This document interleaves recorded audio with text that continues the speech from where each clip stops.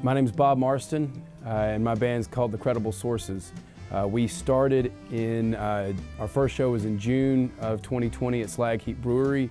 The story of the band really is my brother George and I, after growing up and playing music together growing up, through adulthood, hadn't been doing much music, and before the pandemic started, we had gotten back together and started jamming and doing some music again. And then obviously the pandemic hit and all my gigs got canceled. Once the state opened back up, I got in the policy of contacting venues where I had shows booked just to ask, are you doing music? If you are, how do you want to do it? Is there an outside option? You know, how can we get back to some kind of music but be safe about it? And when I got in touch with Joe Meadows at Slag Heap Brewery, he said, not only are we going to do music, this is going to be our first show back since the lifting of the stay-at-home, and we'd like to do a show outside. Why don't you bring a full band?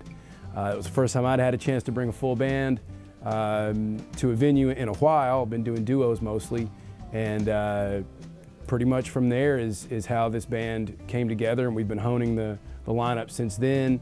By about the end of 2020, the lineup was pretty well set, and with one more change, we've now got our group together, and that's myself on guitar and vocals, my brother George on guitar and vocals, Aaron Branson on bass and vocals, and Brett Huffman on drums.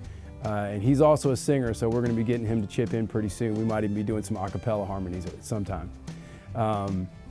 So that's the story of the band.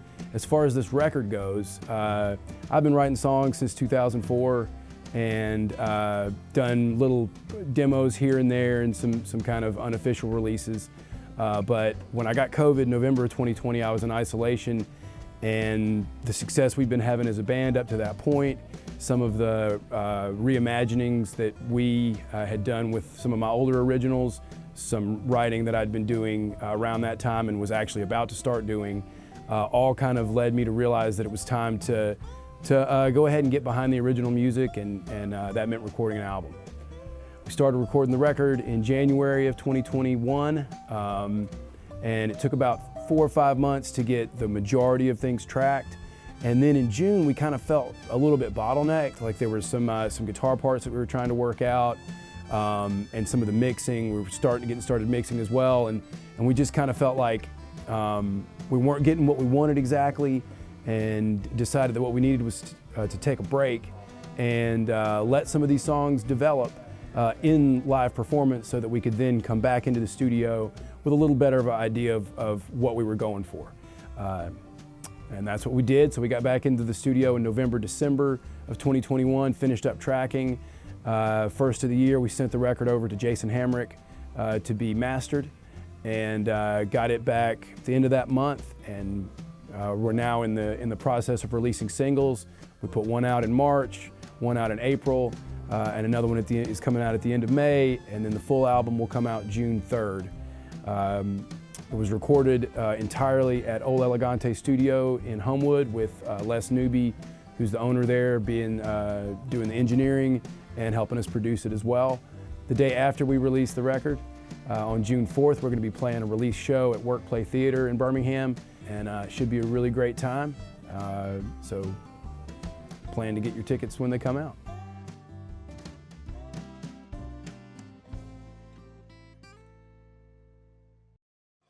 I am not alone in that it took me a little while to find and settle on the guitar that I like using most. And after playing 335s and Strats and a number of different things, I settled on a Telecaster. But for a while there, in order to get single coil sounds and humbucker sounds, I would trade off between a 335 and a Tele. But I found that without a guitar tech and being the main front person, it was really slow in the showdown when we were doing live performances to trade guitars. And so it just kind of hit me that I could customize my Telecaster. There a lot of people have done some famous modifications to Telecasters, and I decided I wanted to kind of make a Swiss Army guitar, Swiss Army knife guitar, if you will. So I worked with Joseph Duro here at Bailey Brothers to customize the American Professional Telecaster that I had, which is this Sunburst guy right here. I really liked the way it played. But I knew that, again, with wanting the most versatility I could get, changing some pickups and changing some wiring would be really helpful. So kind of from top to bottom, we started by replacing the neck lipstick single coil with a Seymour Duncan Pearly Gates, which has 4 wires, and that means you can fit it with a push-pull in order to convert it into a single coil when you want to. Then here in the middle, we've got a reverse wound, reverse polarity single coil strap pickup, and then a vintage stack Telly bridge, which, you know, the stock pickup was pretty good. I find this got a little bit higher output that kind of makes it a little more even across the board. And because it's the vintage stack humbucker, you don't have any hum, and again, plenty of that Telly bite that you're looking for. I'm George Hipp. I play guitar in the Credible Sources band with my brother Bob. I want to tell you about my rig here. My guitar is the most important part of it. It's a PRS S2 McCarty 594.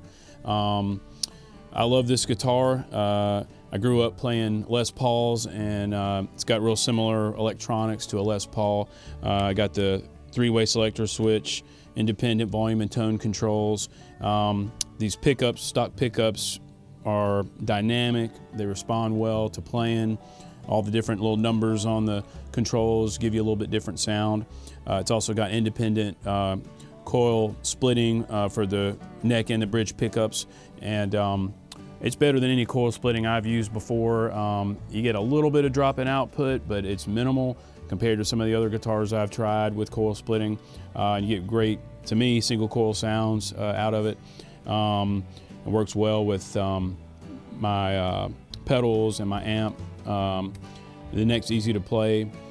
Brian Hinton down in Bailey Brothers in Montgomery set it up for me, and he's got the action set where I can play slide or standard guitar without having to change guitars, and that's been a huge advantage playing live. So I'm in love with this guitar. I'd recommend you check it out if you're in the market.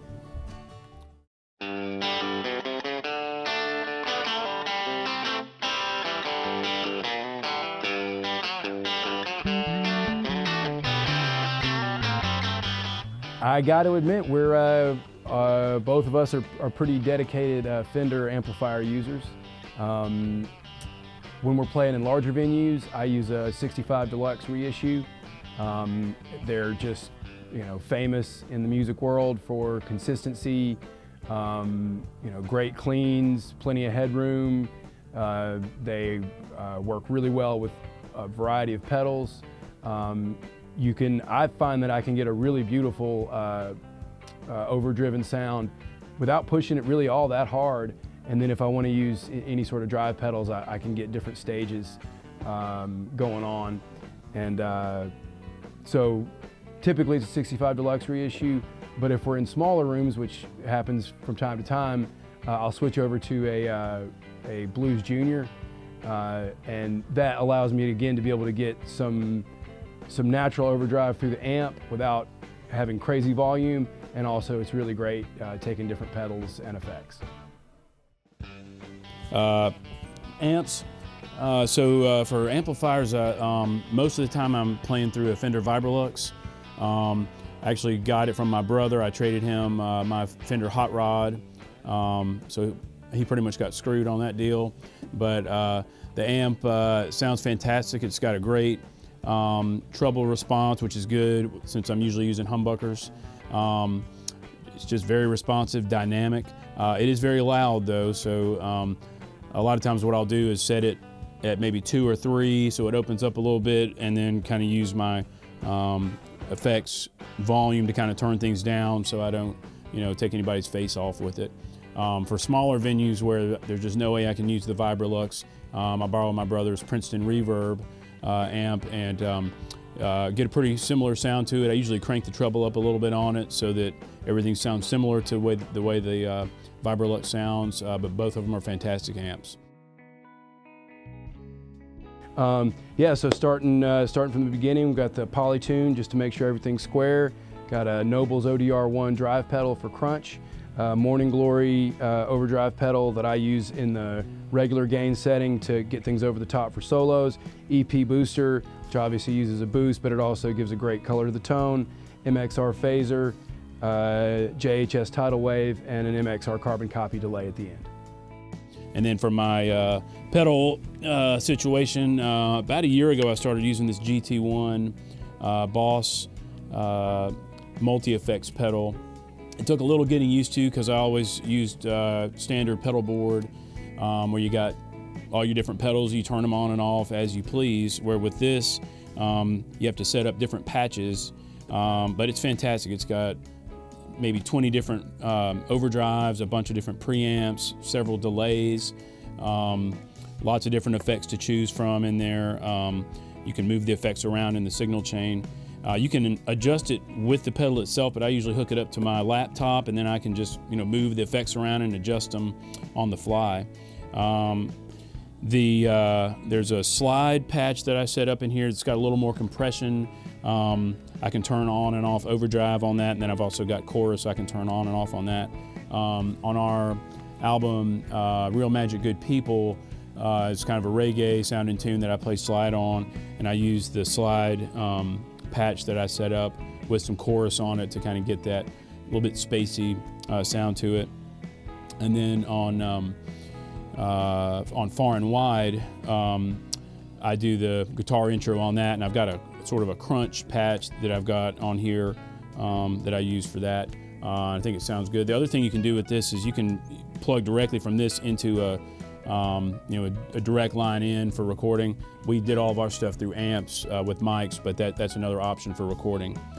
All right, I'd like to say thanks a lot everybody for hanging out with us and checking out some of our gear, getting to know us a little bit better.